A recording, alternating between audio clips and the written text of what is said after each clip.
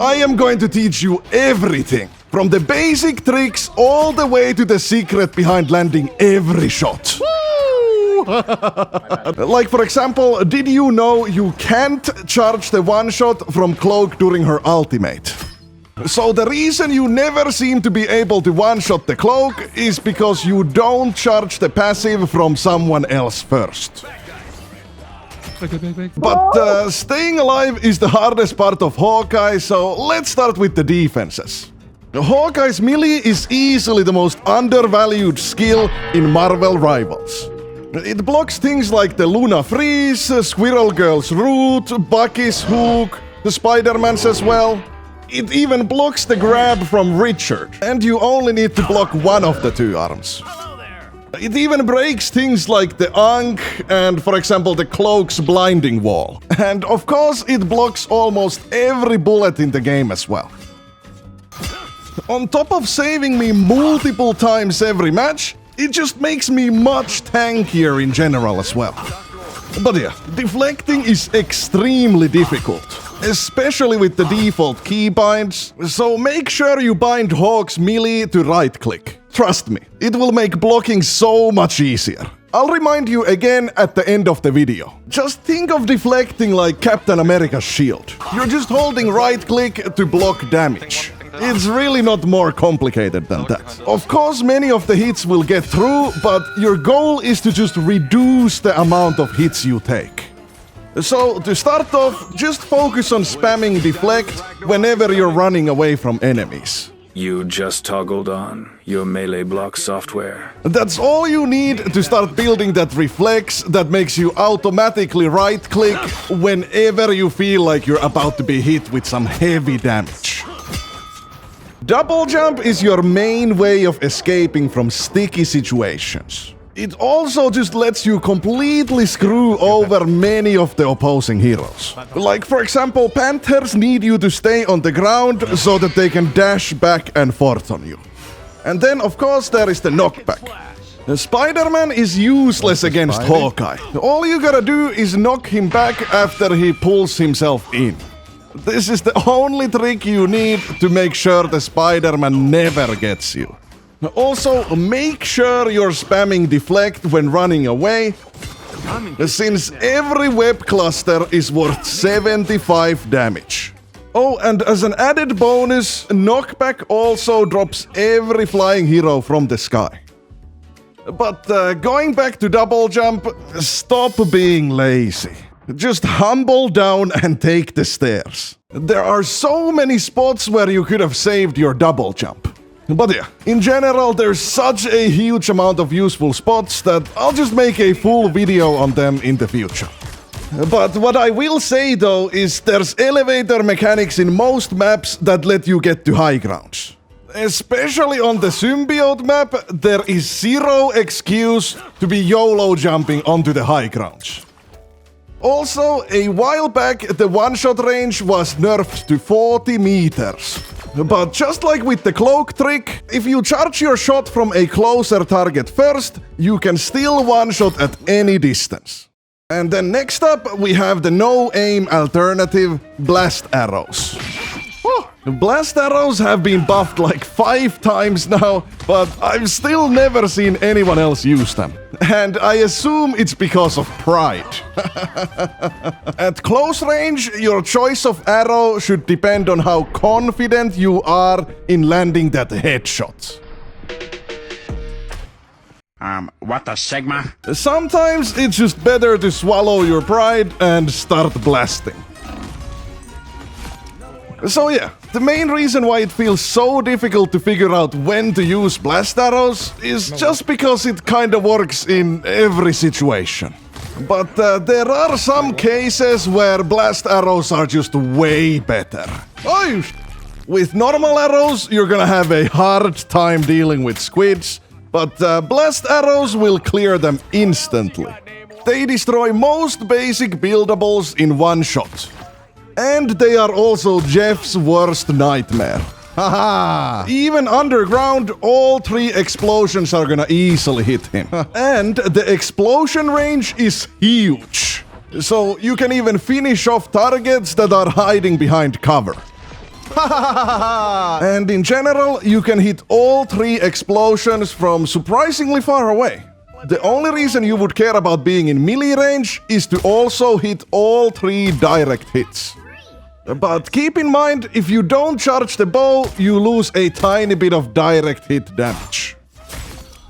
But either way, blast arrows are always a safe bet against the divers. Oh! Blast arrows are just way easier to hit dive heroes with and can kinda be used from behind corners as well. So combined with your defense abilities, you become the dive counter. And just in case you didn't know, if you wait a bit between shots, the used blast arrows will start recharging. And then it's time for Ice Arrow, the craziest ability in the game. I just froze everyone! So Ice Arrow is the new team up, and it will freeze anyone who is at least 30 meters away.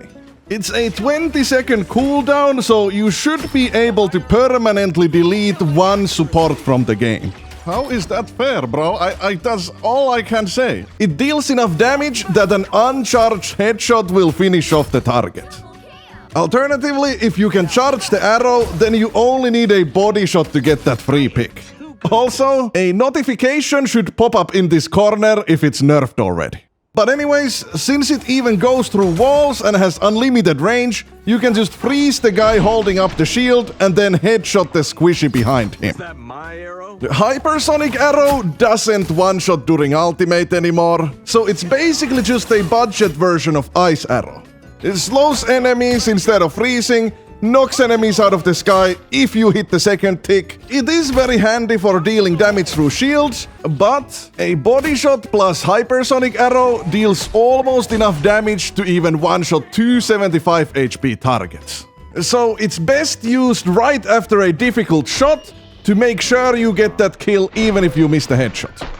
The Hawkeye's ultimate gives you 50% attack speed and locks the passive at 100%. This lets you dish out insane damage, even against ultimates and such. But it's also the buggiest and the most confusing ability in Marvel Rivals. It's supposed to create ghosts that you can body shot to deal damage to the real target. But if the target is already behind cover, sometimes the ghosts don't take damage anymore.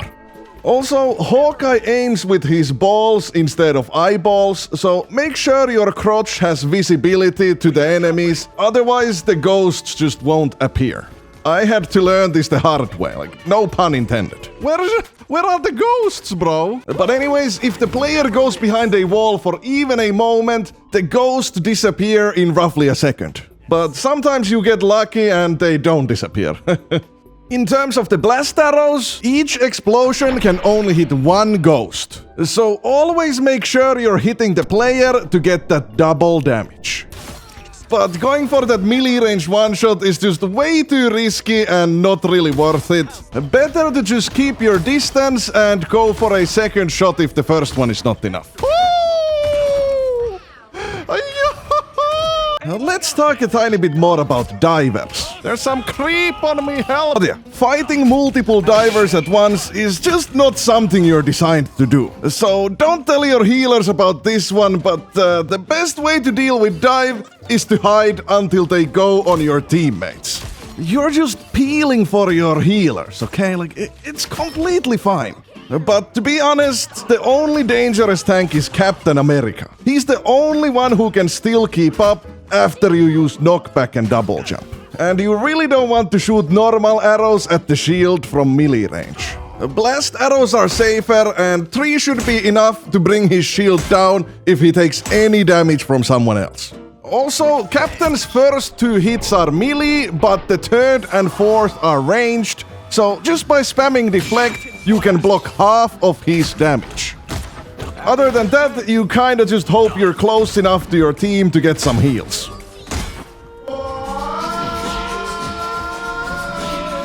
I ain't gonna sugarcoat it, Iron Fist is the hardest matchup. The double jump and knockback are completely useless against him. Blast arrows are the best bet, but if you hit his block, you're pretty much done for. So even if he's the only diver, hiding until he goes on someone else is the best choice. Otherwise, you're really gonna have to trust your healers. The Psylocke is easily countered by just being ready for her. So as long as you're wearing headphones, you should be able to hear Psylocke's poof sound. The advanced version is to pretend to go forward and then reverse right as she strikes. But even just spamming Deflect or using your defensive cooldowns is easily enough. Moving on to the supports, you already know the cloak and dagger trick. A cloak and dagger. With a little bit of practice, you will easily learn to hit her during that brief moment after a dash where she is completely still. You could also, of course, just pop your own ultimate to get that permanent 100% charge. Luna's arms can block the head hitbox during her ultimate, so it's safer to just try to headshot someone else. There we go, I got one at least. Mantis hitbox is even worse, and she gives shields to everyone. But unlike Luna, she can be frozen, so could be worth it to go for the combo and hope other people are focusing her down as well. Hawkeye ruins Loki's life. You can easily one-tap his clones to get rid of 66% of his healing and damage. Okay, so aiming tips can be a tiny bit difficult to understand, but what I'm about to tell you is extremely powerful. You have to figure this out. So first of all, it's 100 times more difficult to hit shots on someone who expects it. And that's why right-hand peeking makes Hawkeye so incredibly strong. It's basically legal wallhack. For comparison, when you are left-hand peeking, this is what you see. So as long as you keep the cover on your left side, you can see the enemies and even charge up your shots while staying completely hidden. And since you only peek for a split second, it's extremely difficult to keep track of you. In general, it's way easier to stay hidden than you even realize, but only if your enemies are busy with someone else. And this is because small changes in your peripheral vision are very difficult to notice. So basically, the further something is from what you're focusing on, the harder it is to notice. All this just makes right-hand peeking even stronger. And if you think you're better than these guys, how come you didn't notice the changed text here?